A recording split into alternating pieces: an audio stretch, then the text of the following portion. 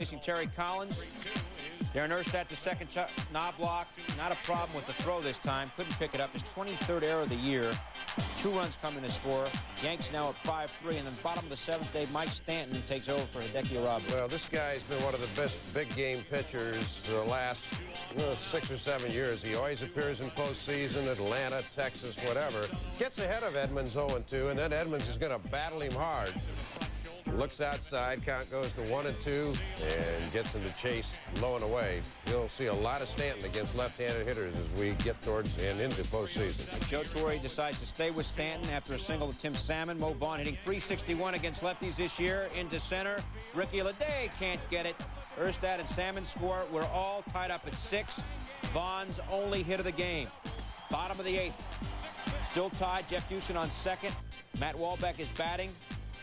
Alan Watson tries to pick off Houston, but his throw goes into center. Houston tries to score. Looky here, a developing situation. Leday with the throw. Houston try to come in. Out at the plate. So we're still tied at 6. Top of the 9th, 2 runners on for Leday against Troy Percival.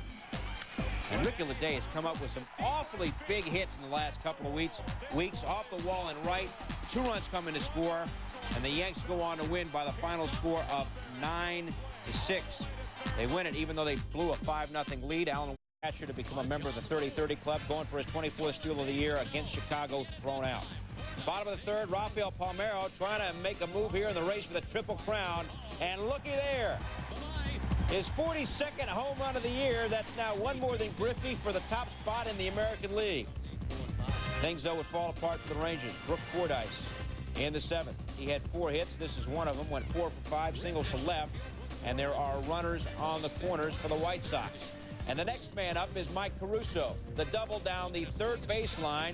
Run scores, and we are all tied up at 3. Right, Phil, Caruso is one of the best bunters in the league, so they played the defense for the bunt. They bring Todd Zeile in at 3rd, see how close in he is, and he just bounces it over his head. You got to respect the bunt. If not, Zeile's back a little bit, and that ball would have been caught on 1 hop. Instead, it's a double. Lou Rodriguez up next, 2nd and 3rd situation. That's a bloop single to left. 2 runs coming to score. Rodriguez 2 for 4 in the game. Carlos Lee up next. Singles to right. 1st and 2nd. Next man up, Maglio Ordonez up the middle. And Rodriguez comes in to score. White Sox scored their most runs since May 15th. They exploded. Paul Konerko double to left. 2 more come in. 6 hits in a row for Chicago. They add 7 runs in the 7th inning and go on to win 12-3, even though Frank Thomas didn't play because of a bad ankle. Bottom 6, game tied at 1. Jeff Conine sends one to right. Manny Ramirez can't get to it. B.J. Surhoff scores, and Bartolo Colon thought Ramirez should have gotten to that one. Not happy there. Bottom of the 7th now, 3-1-0s. Richie Sexton deep to center, introducing Eugene Kingsale. Eugene Kingsale, oh my God, what a cat. He can do some things. Doug Linton lets out a sigh of relief. Next man up, the former Oriole and now Indian Harold Baines to center. Kingsale. Oh, man, he did it again. Who is this guy? Meanwhile, Tim, what do you have? You got Robbie Alomar. Bill Mazeroski is the greatest second baseman who ever lived, but he didn't have the range of Roberto Alomar, and I maintain nobody's got this kind of range in the history of the game. Here he goes to his left. How many times have we seen him make that slide and play like that? Brilliant. And now we're going to see an even better play.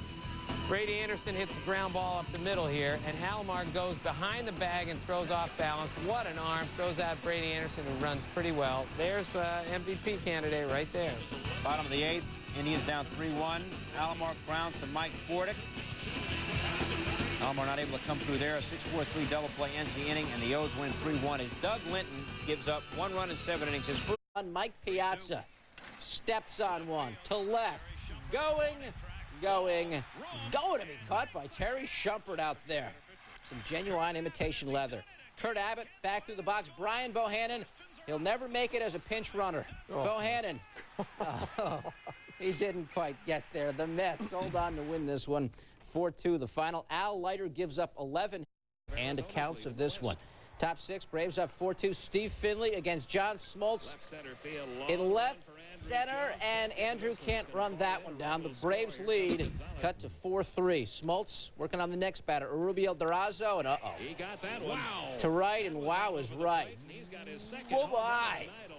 Way out of here. The Diamondbacks take the 5-4 lead. Bottom 9, 2 outs. Matt Manti, he is automatic these days. Some 97-mile-an-hour cheese as the D-backs hold on.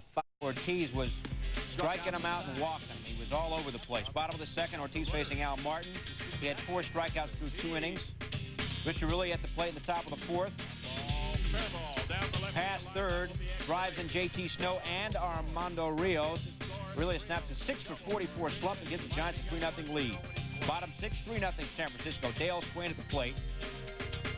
Dale Swain swings and throw it to first. Yeah, he almost did. Ken almost did throw it to first.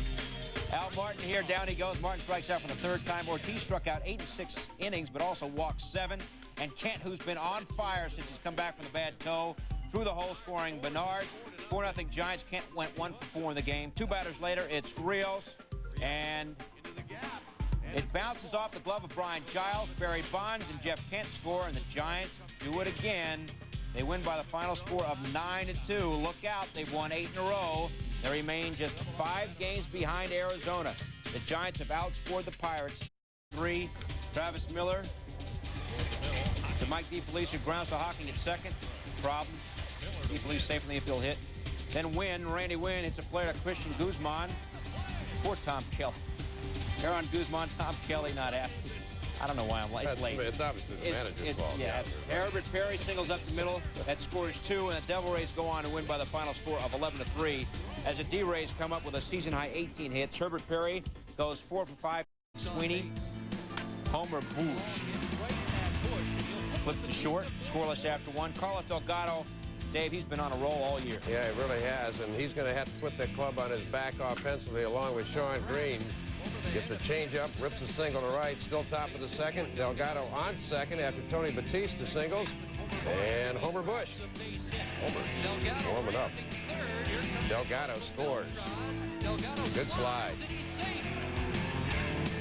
Take another look. Tried to block him off, but he's still got his foot on the bag. Now Delgado continues. Gas, gone. Carlos Delgado. Number 40 on the year. He's within 2 of Rafael Palmeiro. Now in the bottom of the 4th, Sweeney, a long ball at center. Vernon Wells had some problems last night. How about here? Oh, great catch there. Top of the 6th, Wells bloops a single right inside the line. And it's a fair ball. Scores Bush and gives Wells his first Major League RBI. Jays up 5-zip. Top 8. Pay attention. Focus, everybody. Homer Bush is at the plate, and Homer Bush has gone deep. His 5th home run of the year. Most home runs in a season for a guy named Homer. More on that in a moment. It is 6-3. Rod at the plate, and Pedro says, go away.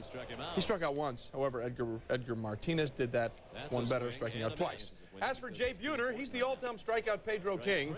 Buhner this season 0 for 8, 8 strikeouts. Martinez 8 innings, 2 hits, 15 Ks. 5th time this season he's had at least 15 Ks. However, Paul Abbott was perfect until this. Nomar Garciaparra out. That's the way to break up a perfect game. Solo shot his 20th. And thanks to Pedro and the power of Nomar, Boston wins 4-0. So Pedro got Spezio. That would come back to haunt him. Tied at 1, Damien easily facing Tim Hudson. Easily makes contact, but look at Spezio. Oh! Thank goodness he just got out of the way. Top of the 6th, same score. Hudson facing Tony Clark. Clark gets the ball back up the middle. Tejada, to Velarde. 6-4-3 double play. Bottom 9, score still tied at 1. Ramon Hernandez facing Francisco Cordero.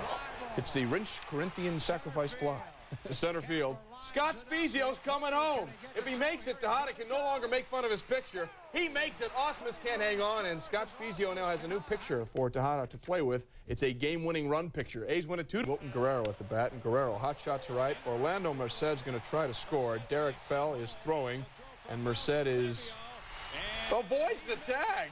Game tied at 2. Acrobatics. Top 10, game tied at 2. Jeff Bagwell on second. Uget Urbina, wild pitch. Chris Widger getting widgy with it. Can't handle it. Here comes Bagwell. Urbina blocks the plate. Oh, Bagwell's toast. But wait a minute. Up, Tim Timmons calls him safe. Take another look. Urbina clearly gave Bagwell nowhere to go. Never touched the plate. He's still safe. Astros take the 3-2 lead that had a 2-run homer from Derek Bell. Tough night for Dimmons as the Astros win it 5-2, 3 in the 10th. Montreal leads the majors with 138 errors, had 4 more Saturday night, including 3 in the 8th. By the way, fireworks normally set off after an Expo home run, accidentally went off after a Javier Vasquez groundout in the 6th. Montreal, you take what you can get. Reds and Phillies, speaking of home runs, the barrage began in the 2nd.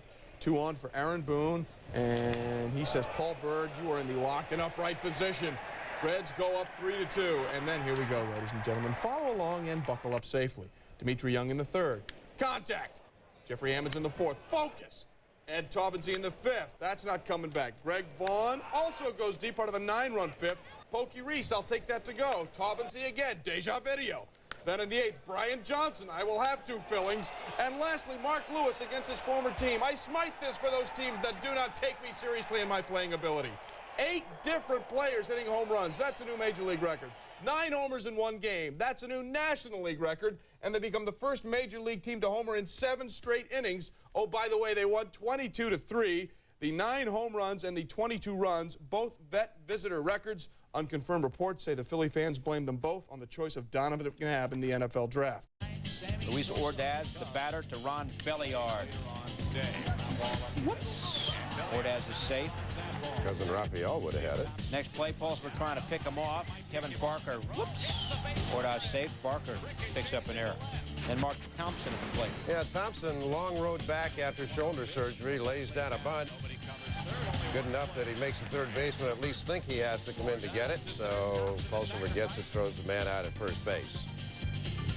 Bottom of the 4th, Cards up 2-1, bases loaded. Robinson Cancel is the batter to Ordaz. Bobbles the ball to Adam Kennedy. Kennedy can't hold the bag. Jeremy Burnett scores. We're tied at 2. Same inning. Collier at the plate to right center. Drops, scores 2. And the Brewers go up by the score of 4-2. How about Mark McGuire? Up in the 8th. Looking for number 55. Hit 2 yesterday. I tried to build a suspense. Hector Ramirez. Blow wind.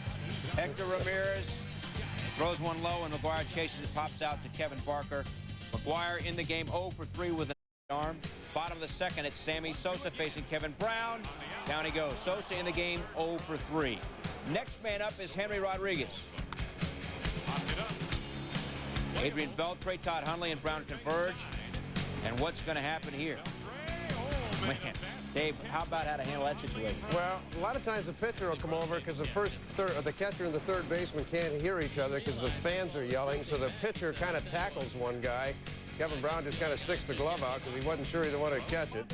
He made the play. He's a good athlete. Raul Mondesi in the top of the 4th. That's number 26 for him. LA's up 2-0. Kevin Brown, though, the story this afternoon from Wrigley. Struck out 8. Oh, Henry there. Bottom 9. Brown looking for the complete game. Gets Mickey Morandini to ground out the first, and that is that. As Kevin Brown records his first shutout as a Dodger, the final was 6-0, a 2-hitter. Strikes him out. Marlins come in on top 5-1, and Alex Fernandez, he can do some things we didn't think he could do. That's his 3rd home run of the year, leads all pitchers. And the Marlins win at 6-4. Fernandez gave up just 2 hits and 7 1/3, struck out 7.